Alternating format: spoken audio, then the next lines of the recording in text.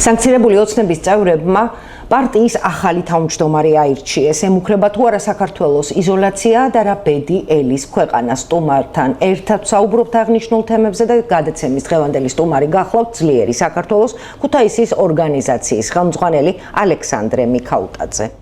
მოგესალმებით ბატონო ალექსანდრე, ძალიან დიდი მადლობა რომ მოიცალეთ და ხართ ჩვენი გადაცემის სტუმარი. მოგესალმებით, მადლობა მოწვევისათვის. ბატონო ალექსანდრე, დღეს ძალიან ესე ვთქვათ, აჟიტირებული დღე გვაქვს ქართულმა ოცნებამ, აირჩია პარტიის ახალი თავმჯდომარე და ის გახლავთ ბატონი ირაკლი კობახიძე. თქვენი კომენტარი თუ შეიძლება სხვას ვინმეს ელოდით თუ თქვენც ასე ფიქრობდით რომ ისევ და ისევ ბატონი კობახიძე იყო ერთ-ერთი კანდიდატი? დიახ, ვფიქრობდი რომ კობახიძე რომელიც მანამდე გახლდათ ქართული ოცნების თავმჯდომარე პარტიის იქნებოდა ისევ არჩეული. ეს გვაჩვენებს და მიგვანიშნებს იმაზე, რომ სრული, ასე რომ ვთქვათ, ხარდაჭერა არის ქართულ ოცნებაში. მის მიმართ ის გახლავთ აღმასრულებელი ხელისუფლების პირველი პირი და ამავდროულად ხელმძღვანელობს მთავრობას და ამავდროულად ის ხელმძღვანელებს ქართულ ოცნებას, პოლიტიკურ გაერთიანებას. როგორც ჩანს, რაღაც გარკვეული დროის შემდეგ ფეხის დაცდომის შემთხვევაში ირაკლი კობახიძე იქნება აბსოლუტურად ყველაფერზე პასუხისმგებელი, როგორც პარტიაში, ისე მთავრობაში. მაშინ ასეთ შეკითხვას დაგისვამ, დღეს ვინ არის პასუხისმგებელი იმ სიტუაციაზე, რომელიც ქვეყანაში შეიქმნა, მხედველობაში მაქვს შემდეგი, მეგობარი აქტი დამტკიცდა და ამერიკელებმა დღეს აჟიტირებული დღე გვაქვს თქო, რომ თქვი სწორედ ეს მქონდა მხედველობაში, გამოაქვეყნეს სია დასანქცირებული ადამიანებისა. სანქციები ეხება ქართული ოცნების ყველა მაღალ ჩინოსალს. ნიშნავს თუ არა ეს იმას, რომ ქვეყანა შედის იზოლაციაში, იმიტომ რომ ნებისმიერი მათგანი, ვინც გადაკვეთს საზღვარს, ამას ვერ შეძლებს, უпростоრად დააპირებს და ასეთ სიტუაციაში რა ბედი ელოდება ქვეყანას? პასუხისმგებლობა ქვეყანა რომ აქამდე მივიდა, ვის ეკისრება? ცხადია, პასუხისმგებლობა აღნიშნულზე ეკისრება ბიძინა ივანიშვილს და ქართულ ოცნებას. ქართული ოცნების იმ მაღალ ჩინოსნებს პრემიერ-მინისტრის ხელმძღვანელობით ირაკლი კობახიძის და აქ არის გომელაური და არაერთი ადამიანი ყველა რომ არ ჩამოვთვალო. ხელისუფლების სხვადასხვა შტოდან გნებავთ აღმასრულებელი ხელისუფლებიდან, გნებავთ საკანონმდებლოდან და გნებავთ სასამართლო ხელისუფლებიდან რა. სამწუხაროდ პოლიტიკური გაერთიანება ქართული ოცნება ჩამოყალიბდა უკვე კარგი ხანია, პირად ჩემთვის ჩამოყალიბდა დანაშაულებრივ დაჯგუფებად, რომელიც დღენიადაგ და უღალავად მუშაობს იმაზე, რომ საქართველოს როგორც ქვეყანას, როგორც სახელმწიფოს პერსპექტივა გაანადგუროს. მოიხსენებათ, დაახლოებით 13 წელზე მეტი არის ჩვენ დამოუკიდებლობა მოვიპოვეთ. რას აკეთებდნენ მთელი ამ ხნის განმავლობაში ჩვენი მეგობრები, დასავლელი მეგობრები, ცივილური, სამართლიანი და დემოკრატიული გარემო. ბატონო ალექსანდრე, მაპატიეთ გაგაწყვეტინებთ, რომ არა ის ადამიანები, ის ორგანიზაციები, რომ არა ევროპელი და ამერიკელი ქვეყნის მეგობრები შეძლებდა თუ არა საქართველო იმ დონეზე მისვლას, რა დონეზეც დღეს არის საქართველო? დიახ, ეს წარმოუდგენელი არის, რომ მათი მხარდაჭერის გარეშე ჩვენ ყოფილიყავით იქ, სადაც ვართ დღესდღეობით. ქართული ოცნების პროპაგანდა ბოლო ხანს განსაკუთრებით რა, იმ ბოლო წლების განმავლობაში აქტიურად საუბრობს იმაზე, რომ ასე ვთქვათ, სუვერენიტეტი, რაღაც პატრიოტიზმი. კი ბატონო, დღესაც თქვა ბატონმა კობახიძემ, თქვენ მოусმინეთ ეს განცხადება ალბათ, რომ საქართველოს სუვერენიტეტს ემუქრება თურმე საფრთხე და რატომ ემუქრება საქართველოს სუვერენიტეტს საფრთხე, თუ კი ქვეყანა ისევ დაუბრუნდება ევროინტეგრაციის გზას? არანაირი საფრთხე არ ემუქრება, თქვენ ვერ მაჩვენებთ და ვერ მეტყვით, ვერ დამისახელებთ. ვერც ერთი ადამიანი ვერ გააკეთებს ამას. ქვეყანას, რომელსაც ევროკავშირში და ნატოში გაწევრიანებით რაიმე დაეკარგა. აქამდე ხო პირიქით ვიცოდით, რომ გვინდოდა ზუსტად ევროკავშირთან მჭიდრო ურთიერთობა იმისთვის, რომ ჩვენ სუვერენიტეტს არაფერი დამუქრებოდა და ახლა რა შეიცვალა?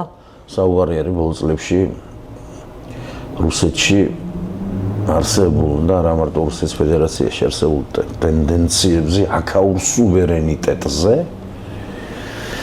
ქართული ოცნების სუვერენიტეტი რეალურად არის იზოლაცია, როგორც თქვენ შეეხეთ და დაქვემდებარება რუსეთის გავლენასთან, ასე რომ ვთქვათ რა, გავლენის სფეროსთან. ეს არის სუვერენიტეტი. ჩვენ გვემუქრება თქვენ უკვე რამდენიმე შეკითხვა დამისვით და სამწუხაროდ ვერ მოახერხე რომ კი ბატონო, ჩვენ გისმენთ. სრულფასოვანი პასუხი ყველა მათგანზე გამეცა. ეს ადამიანები მიზანმიმართულად აზიანებენ ეროვნულ არჩევანს, რომელიც საუკუნეები არსებობს.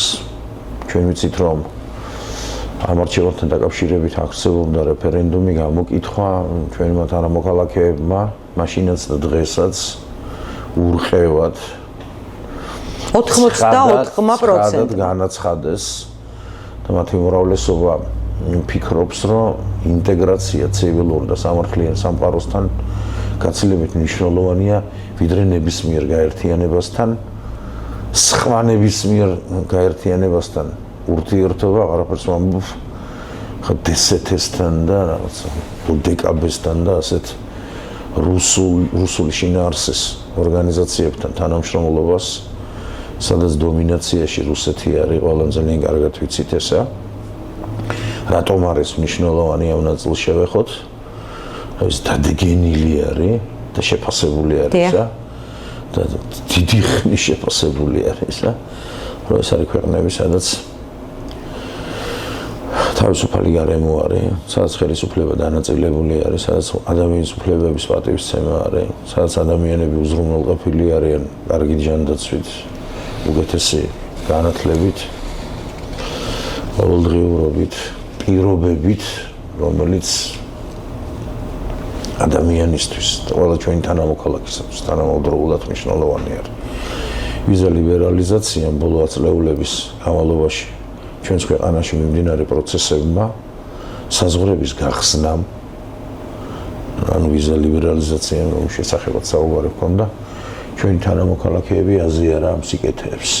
მათ თავად ნახეს რა ხდება დასავლეთში, მოიხსენებათ რკინის ფარდის მიღმა ეს შეუძლებელი გახლდათ. თუმცა მაშინაც კი საბჭოთა კავშირის დროს ჩვენი თანამოქალაქეების საკმაო ნაწილი ინფორმირებული იყო და იცოდნენ როგორი იყო ცხოვრების ხარისხი დასავლეთში. და ახლა რა გვეშველება, იმიტომ რომ ფაქტიურად იზოლაციაში აღმოჩნდით, თქვენ სწორად შეაფასეთ დაახლოებით ისე როგორც საქართველოს პრეზიდენტმა განაცხადა დღეს, რომ ყოფილმა პრეზიდენტმა ქალბატონმა ზურაბიშვილმა, რომ იზოლაციაში შედის ქვეყანა ამერიკასთანაც აღმოჩნდება მალე და ევროკავშირთან ამ პირებს, ვინც მართავს დღეს ქვეყანას, ისედაც იზოლაცია აქვთ. და რა ეშველება ჩვენს ქვეყანას, მე თქვენ სწორად აღნიშნეთ და ამას მინდა სწორედ ხაზი გაუსვა, თუ ამ ყველაფერსთან მოყვა ვიზა ლიბერალიზაციის გაუქმებაც. ის ადამიანები, რომლებიც უცხოეთში და ძირითადად ევროპასა და ამერიკაში არიან მიგრირებულები და იქედან ხელფას უგზავნიან თავიანთ ოჯახებს, რომ არჩინონ და საქართველოს ეკონომიკა მე, როგორც რიგითი მოქალაქე ვფიქრობ, რომ მეტწილად სწორედ ამ გზავნილების ხარჯზე დგას ფეხზე.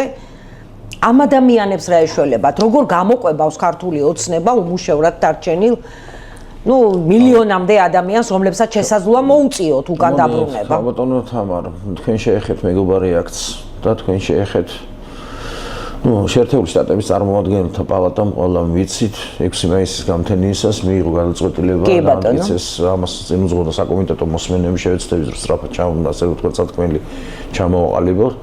სენატის საგარეო ურთიერთობათა კომიტეტში მაგალითად ეს განხილვა უკვე ყოფილა. ჩვენ ვიცით რომ სენატის მხარდაჭერა ჭირდება აღნიშნულ დოკუმენტს და შემდეგ მას პრეზიდენტმა ტრამპმა ხელი უნდა მოაწეროს. ამავდროულად საკმაოდ რთული და მძიმე არის ურთიერთობები. პრაქტიკულად ჩიხში ვარ შესული, თუ ევროკავშირთან ჩვენი ურთიერთობების კონტექსტს წარმოვიდგენთ და წარმოვადგენთ. დამასაიმატება ამერიკაც. ყველაფერს რო თავი დავანებოთ, მარტო რამდენიმე ევროპული ქვეყანაა და მათ შორის შეერთებული შტატები, სადაც ელჩი არ აქვს რა. ეს პროცესი, ელჩის წარდგენის პროცესი გაჭიანურდა, ეს არ ხდება მეგობრობის შემთხვევაში, ესე და ვიცით რომ ეს ასე მანამდე მსგავსი რამ არ ყოფილა მთელი ამ ხნის განმავლობაში. ანუ მიზანმიმართულად მივდივართ აქამდე? მოდი მეგობარი აქ რა გვეშველება. დიახ. მოდი ჩვენს თანამოქალაქეებს შევახსენოთ, მინდა რწმუნებული ვარ რომ მათი უმრავლესობა აქტი შინაარს იცნობს, ეს გახლავთ საქართველოს მხარდამჭერი აქტი, ორი მიმართულება აქვს შესაბამის აქტს. ერთის მხრივ ამერიკის შეერთებული შტატები საქართველოს მის სტრატეგიულ პარტნიორს და ვიცით რომ აქ პრობლემები გვაქვს სტრატეგიული ურთიერთობები. ვართ კი უკვე პარტნიორები? პარტნიორები, აღარა ვართ კი ბატონო, ეს პროცესი შეჩერებული არის, შეჩერებულია ქართული ოცნების თავგამოდებით, ასე რომ ვთქვათ, და შეერთებული შტატები გვთავაზობს. ჩვენ ყველა ჩვენს თანამოქალაქეს და მათ შორის ეგრეთ წოდებულ ხელისუფლებას, არალეგიტიმურ ხელისუფლებას ეუბნება. გექნებათ აბსოლუტურად სხვა სიმაღლეზე წარმოდგენილი ქართულ-ამერიკული ურთიერთობები, თუ საქართველოს ეგრეთ წოდებული ხელისუფლება შეცვლის ანტიდასავლურ რიტორიკას, ბოდოებს, რომელიცაც ჩვენ ვისმენთ კობახიძის, მდინარაძის და ასეთი ადამიანების პირით. და მეორეს მხრივ გვეუბნება, რომ თუ ეს ასე არ იქნება, თუ ხელისუფლებაში მყოფი ადამიანები გააგრძელებენ საქართველოს დამოუკიდებლობისათვის, თავისუფლებისათვის, ადამიანის უფლებებისათვის ძირის გამოთხრას, რასაც ისინი აკეთებენ მთელი ამ ხნის განმავლობაში, ისინი მიიღებენ შეერთებული შტატებიდან და შესაბამისად დარწმუნებული ვარ ევროკავშირიდანაც ძალიან მწვავე რეაქციას და ეს იქნება სანქციების სახით გამოხატული. არანაირი სურვილი, მთელი ეს ხანია. ქართული ოცნების მესვეურები აცხადებენ, რომ რაღაც ოპოზიციური პარტიები ხშირად მიმართავენ დასავლურ ორგანიზაციებს იმისათვის, რომ რაღაც მოხდეს თითქოს და ქვეყნის სანქცირება და არამც და არამც. კიდევ ერთხელ ხაზგასმით მინდა აღვნიშნო, რომ აქ მხოლოდ ქართულ ოცნებაზეა და იმ ადამიანებზეა საუბარი, რომლებიც მარტივად რომ ვთქვათ ძალიან ცუდად იქცევიან რა. არამც და თუმცა თუ მოვლენები ისე განვითარდა, ეს ადამიანები, ესე რომ ვთქვათ, თუ აგრძელებენ არაადეკვატურ ქცევას, რომელთაც გამოირჩევა იგივე კობახიძე, საქართველოს პრემიერ-მინისტრი და მისი გუნდის წევრები, კობახიძის გუნდის გაძლიერებას უყურებთ ჩვენ პრაქტიკულად მთელი ეს ხანია. ჩვენ შეიძლება დავდგეთ იმ რეალობის წინაშე, როცა კიდევ უფრო მძიმე იქნება ქართულ-ამერიკული ურთიერთობები და კიდევ უფრო სახეცვლილი უარესობისკენ ცხადია იქნება ურთიერთობები ევროკავშირთან. ვიზა ლიბერალიზაციის შეჩერება, თუნდაც დროებითი შეჩერება, პარტნიორობის შეჩერება სრულად დასავლურ და ცივილურ სამყაროსთან უამრავ სიკეთეს უკვე შეჩერებულს, რა ვიცი, და შესაჩერებელს, და პრაქტიკულად იზოლაციას მოგვიტანს, მარტივად რო ვთქვათ, ეს იქნება წარმოუდგენლად რთული ეფექტის მომტანი ქართული ეკონომიკისთვის და ქართული საზოგადოებისთვის. ვიცით, რომ 100,000-ობით ადამიანი გახლავთ საზღვარგარეთ წასული, ქართული ეკონომიკა ორი ძირითადი რამით სულდგმულობს მოცემულ ეტაპზე. მე ეკონომისტი არ გახლავარ, თუმცა ყოველდღიურად ვეცნობი ინფორმაციას, მაგალითად გუშინ აზიის განვითარების ბანკის მთავარმა ეკონომისტმა გააკეთა განცხადება. დიახ. ჩვენი ხელისუფლების წარმომადგენლები ბოლო ხანს ხვდებიან ფინანსურ ინსტიტუციებს დასავლეთში თუ აღმოსავლეთში. აზიის განვითარების ბანკი ერთი დონორი არის. უნდა გავიხსენოთ, რომ წარმოუდგენლად მაღალი ვალი გვაქვს მოცემულ ეტაპზე ქვეყანას. წარმოუდგენლად ისტორიულად ყველაზე მაღალი ვალი გვაქვს, დიახ, ყველაზე მაღალ ნიშნულზე გვაქვს ვალი. აზიის განვითარების ბანკი მაგალითად გვეუბნება, მისი მთავარი ეკონომისტის და ექსპერტების სახით გვეუბნებიან, რომ მოცემულ ეტაპზე ქართული ეკონომიკის წინსვლა, რომელსაც ესენი წარმოგვიდგენენ, უკავშირდება, მოდი დავარქვათ ყველაფერს თავის სახელი, თუ არ ვცდები სადღაც ერთი როცა ომი დაიწყო, მაშინ მithქვამს, როცა რაღაც პრაგმატულ პოლიტიკაზე საუბრობდნენ ქოცები, აქცენტს აკეთებდნენ ხეირზე, ეს გახლავთ პარაზიტირება რუსეთ-უკრაინის ომზე რა. შუა დერეფანმა, რომელშიდაც ჩვენ ვიყოთ წარმოდგენილი ამ შესაძლებლობას, ვკარგავთ შუა დერეფანმა, საქართველოს ჩართულობამ შუა დერეფანში აქტუალობა არ უნდა დაკარგოს. მოცემულ ეტაპზე რუსეთ-უკრაინის ომი გახლავთ ერთ-ერთი მნიშვნელოვანი ფაქტორი, რის გამოც ქვეყანა შესაძლებლობებს ღებულობს, ასე რომ ვთქვათ, რაღაც გარკვეულ ეკონომიკურ დივიდენდებს და მეორე ფაქტორი ეს ეს არის წასული ადამიანები, რომელსაც აქვთ ყოველ თვიურად ძალიან სერიოზული სოლიდური ფულადი გზავნილი ქვეყანაში. ის რომ ლარი ინარჩუნებს სიმყარეს, ეს გახლავთ მოცემულ ეტაპზე ამ ორი ძალიან მნიშვნელოვანი ფაქტორის შედეგი. სხვა იქით ვიცით, ახლა უამრავი პროექტია შეშერებული ჯანდაცვაში, განათლებაში, სკოლები არის გაჩერებული, მათი მშენებლობა, მათი რეაბილიტაცია, ასეთივე ვითარება არის, ესე ვთქვათ, ინფრასტრუქტურის თვალსაზრისით, არაერთი მიმართულებით ეს შეიძლება რაღაც კულტურული მემკვიდრეობა წარმოვიდგინოთ აქ და არაერთი საკვანძო მიმართულება, რომელიც ჩვენთვის მნიშვნელოვანია, როგორც კიდევ ერთი მიმართულება ტურისტული ქვეყნისაც. წარმოიდგინეთ აი იზოლაციის პირობებში მინდა და მეკითხა რამდენად აქტუალური იქნება ტურიზმი საქართველოში. თანამოქალაქეებაში ერთ-ერთი მნიშვნელოვანი მიმართულება, რომელსაც ქვეყნისთვის მოაქვს ბოლო წლების განმავლობაში შემოსავლები ტურიზმი, აქ კითხვის ნიშნები გვექნება ძალიან სერიოზული. მიმართულება, რომელსაც შემოსავლები მოაქვს ჩვენი ქვეყნისათვის და ჩვენი თანამოქალაქეების, ასე რომ ვთქვათ, დასავლეთში წასვლა მაქვს, ასე რომ მათი მიგრაცია მაქვს, შრომითი მიგრაცია. თუმცა ვიცით რომ დემოგრაფიული სურათი გვეცვლება კატასტროფულად. ბოლო წლების განმავლობაში, ქართული ოცნების პირობებში, ბოლო რამდენიმე წლის განმავლობაში 70%-ზე მეტი ჩვენი ქვეყნიდან წასული მოსახლეობის გახლავთ ახალგაზრდები, 30 წლამდე ასაკის ადამიანები. კატასტროფული ვითარება გვაქვს და რამდენი შემოსული უცხოელი გვყავს და მათ შორის ისეთი ქვეყნებიდან, რომელთა აქ ყოფნას ჩვენი მოქალაქეები შესაძლოა სტუმარ მასპინძლობიდან გამომდინარე მიესალმებიან, მაგრამ აქ რო ზომიერება გვჭირდება, ეს ცხადი არის. ბოლო წლებში მოდი კიდე ერთი რამ მინდა გითხრათ რა. სასკოლო სახელმძღვანელო საკითხია ყველაფერს რო თავი დავანებოთ რა. მერვე მეცხრე კლასის მასალაა რა. ეკონომიკური ექსპანსიის, კულტურული ექსპანსიის,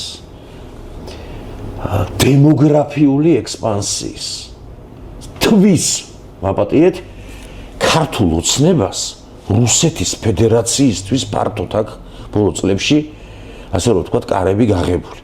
კულტურის სფეროდან ვისმენთ, რა შუაში არის, როცა კულტურულ ურთიერთობებზე არის საუბარი, ან სპორტულ ურთიერთობებზე არის საუბარი, რა შუაში არის აქა პოლიტიკა. რა შუაში არის, რატო უკრძალავთ ამ ადამიანებს შემოსვლას, არავის შემოსვლას არ უკრძალავს რუსეთის ფედერაციიდან ტურისტულად ჩამოვიდნენ ჩემებათო, მაგრამ ძალიან კარგად ვიცით, რომ რუსული ბიზნესი გახლავთ ერთ-ერთი მნიშვნელოვანი ფაქტორი, მე ძალიან უკრაინა-რუსეთის ომის შესახებ გითხარით, მიშო 1000-ობით რუსული ბიზნესი არ დაახლოებით 50. ბატონო ალექსანდრე, დღეს მაგალითს მოგიყვანთ, გადაღებაზე ერთ-ერთ სოფელში ვიმყოფებოდით, იმერეთის ერთ-ერთ სოფელში და მაღაზიაში რომ შევედით, 3 ადამიანის აკასოა აპარატთან ნავაჭრით, ზუსტად რუსი ეროვნების ადამიანები, რომლებიც იმ სოფელში ცხოვრობენ. ნამდვილად არ ეტყობოდა არც ერთ მათგანს, რომ თქვათ წყალტუბოს მუნიციპალიტეტის იმ სოფელში იყო რომელიმე დაბადებული ან გაზრდი. კი ბატონო, ეს რა თქმა უნდა. მასპინძლობის მიერ ჩამოვიდნენ არავინ ამ ადამიანებს, მაგრამ ყველა კუნძულში არიან და თავიანთ საკუთარ ბიზნესს აწარმოებენ. მათ აქვთ უკვე საკმაოდ სოლიდური კერძო საკუთრება ჩვენს ქვეყანაში. მათ აქვთ 1000-ობით ბიზნესი ჩვენს ქვეყანაში და როცა ეკონომიკურ ექსპანსიაზე ვსაუბრობთ, ეს არის ძალიან მნიშვნელოვანი რამ. მაგ კიდე ერთ რამეს გეტყვით, ახლა მაპატიეთ, ხვდები რომ აქ ამის შესაძლებლობა არ არის. აი ბოლო სტატისტიკის სამსახურის მონაცემები შეგიძლიათ მოძებნოთ. აი გუშინწინდელი ინფორმაცია, 2 დღის ინფორმაცია. პირველად მთელი ამ ბოლო ათწლეულების განმავლობაში, ხო 2009 წლიდან მოყოლებული პერიოდი უნდა ავიღოთ. რუსული გაზის შესყიდვამ ჩვენ პირველ კვარტალში ვიყიდეთ 100 მილიონი დოლარის, 100 მილიონ დოლარზე მეტი ღირებულების რუსული გაზი. და ამ ღირებულების არ გვიყიდია აზერბაიჯანიდან, ჩვენი სტრატეგიული პარტნიორიდან, მეზობლიდან, რომელმაც თავის დროზე როცა დივერსიფიცირების პროცესი დაიწყო, მაგითად ენერგომომარაგების კუთხით დახმარება ჭირდება. ჩვენმა ხელისუფლებამ ალექსანდრე ომობენ და ჭირდებათ დახმარება. დიახ, არაერთი მიმართულება არის, როცა ქართული ოცნება თითქოს და ხელშეწყობით, ქართული ეკონომიკის ხელშეწყობით და რეალურად, ასე რომ ვთქვათ, რუსული ეკონომიკისთვის ჩვენ მაშველი რგოლი ძალიან პატარა ქვეყანა ვართ და ვერ ვიქნებით, მაგრამ რაც შეუძლიათ მაქსიმუმს აკეთებენ. კიდევ ერთხელ ბოლო აწლეულებია აზერბაიჯანი არის ჩვენი ძირითადი მომწოდებელი ბუნებრივი აირის და ბოლო კვარტალში სტატისტიკის, ამათი გამოქვეყნებული მონაცემებით ჩვენ გაცილებით მეტი გადაუხადეთ რუსებს ვიდრე აზერბაიჯანს. მე არ ვამბობ გაზის მოცულობაზე არ ვსაუბრობ, თანხის მოცულობაზე ვსაუბრობ. თანხის მოცულობაზე. გარდა ამისა უამრავი მიმართულება არის. ანაკლით, სადაც ჩინური ინტერესები არის. ნუ ახლა მეგობარაკცე როცა ვსაუბრობთ, მე მგონი ყველა ვიცით, რომ ქართული ხელისუფლება, ეგრეთ წოდებული ხელისუფლება, ასე რომ ვთქვათ, ეს ბანდიტები, რომლებიც არიან წარმოდგენილი ხელისუფლებაში, არალეგიტიმურად წააგეს არჩევნები და გააყალბეს არჩევნები. იგი CSKO-სგან ახტევადი. ქართულ რასაკეთებს ეს არის სულ ახალ ეტაპზე და ახალ ნიშნულზე ურთიერთობები ჩინეთთან, ირანთან, ასე რომ ვთქვათ, და რუსეთის ფედერაციასთან რა. რუსეთის ფედერაციასთან შეერთებული შტატები და თელი დასავლური ცივილური სამყარო გვიყურებს, რას ვაკეთებ ჩვენ, აქ რა ვიცი თავისუფალი გარემო ქართული სახელმწიფოს მომავალი გადასარჩენი არის რა. და სანქციების პაკეტი პირველ რიგში გულისხმობს იმას, რომ დასანქცირდნენ ის ადამიანები, რომლებიც დემოკრატიის და თავისუფლების ძირის გამოთხრით. აქვე შევახსენოთ მაყურებელს, რომ ქართული ოცნების წარმომადგენლებმა შეაფასეს ეს სანქცირება, შემდეგნაირად რომ თურმე deep state-ი ყოფილა ყველგან და deep state-ს გაუმარჯვია და ამიტომ მოხდა დასანქცირება და ჩვენ აქედან ვებრძვით deep state-ს. ეს არის ძალიან არასერიოზული განცხადებები რა. სამწუხაროა, როცა ხელისუფლებაში მყოფი ადამიანები აი ასე ექცევიან საკუთარ მოსახლეობას. ნუ ხა, მოდი ობიექტურობისთვის, რა ვიცი ვთქვათ რა, რაღაც ნაწილს ჩვენი თანამოქალაქეების უხარია რა. ქართული ოცნება რას აკეთებს? საკუთარ მოსახლეობას კი ასე ადამიანს ასე როგორ უნდა მოექცე, პროპაგანდა მაქვს. კონტექსტი თუ საუბრობთ კონტექსტზე აქ პროპაგანდაზე ვაკეთებ. კი ბატონო, ხომ დღეს ბატონმა ირაკლი კობახიძემ რომ სუვერენიტეტს ემუქრება თურმე საფრთხე ქვეყნის სუვერენიტეტს. მეგობარი არ მათი საუბარი სუვერენიტეტზე და პატრიოტიზმზე. აქცენტები ცნობილი გამოთქვა ახსენდება, ასე რომ ვთქვათ, ეს არის უკანასკნელი ავაზაკებისთვის. ზუსტად იმ სიტყვას ვერ ვიხსენებ. შეიძლება ნაძირალად ვთქვათ, უკანასკნელი თავშესაფარი რა. თავშესაფარი, როცა ასეთ საკითხებზე საუბრობთ რა. ისინი ატყუებენ მიზანმიმართულად და შეგნებულად ჩვენი ქვეყნის მოსახლეობას უნდათ ავტოკრატია, არსებული ავტოკრატია განამტკიცონ აიყვანო სრულიად სხვა საფეხურზე მოსპონ შესაძლებლობები ჩვენი ქვეყნის განვითარების პერსპექტივის და რა ვიცი დაინახავს ამას გულუბრყვილო ადამიანები, რომლებიც ჯერ კიდევ სამწუხაროდ არიან რაღაც ნაწილი რო არის ახლა ქართული ოცნების მხარდამჭერი, რა ვიცი, ვიცით რა.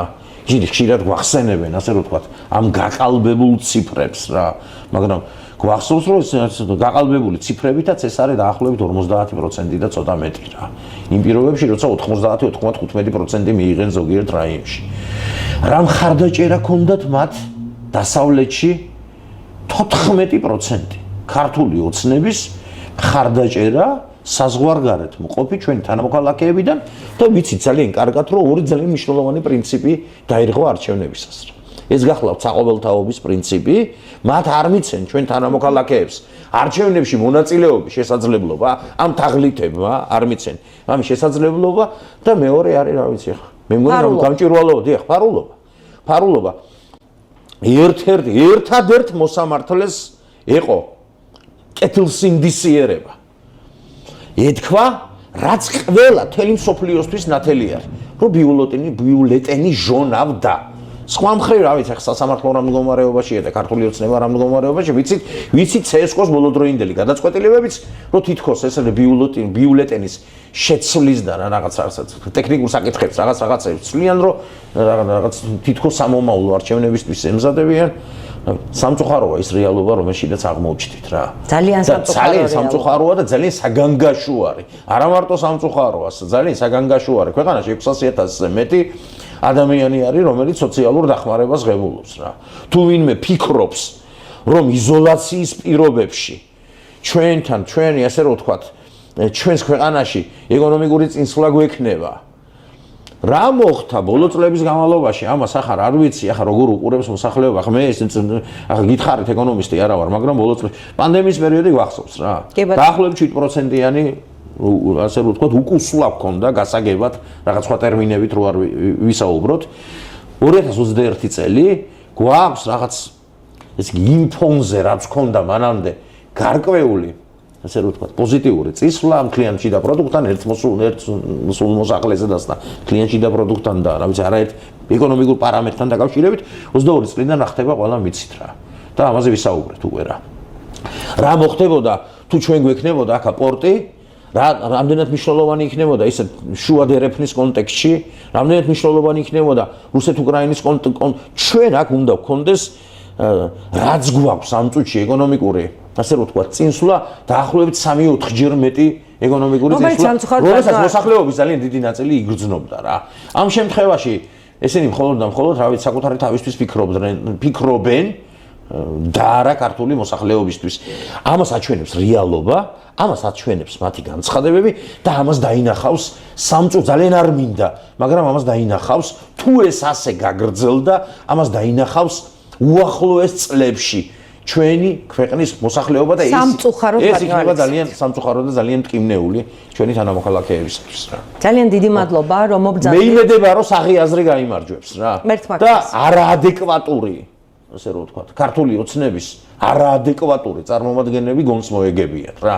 არ დაღუპავენ ქვეყანას და არ დაიღუპავენ საკუთარ თავსაც რა. ძალიან დიდი მადლობა დაგემშვიდობებით. მაყურებელს შევახსენებ, რომ ჩვენი გადაცემის დღევანდელი სტუმარი გახლდათ ძლიერი საქართველოს ქუთაისის ორგანიზაციის ხელმძღვანელი ბატონი ალექსანდრე მიქაუტაძე. მადლობა რომ გვიყურეთ. ერთმანეთს შევხვდებით ხვალ 20 საათსა და 30 წუთზე მეგატივის არხზე. ნახვამდის.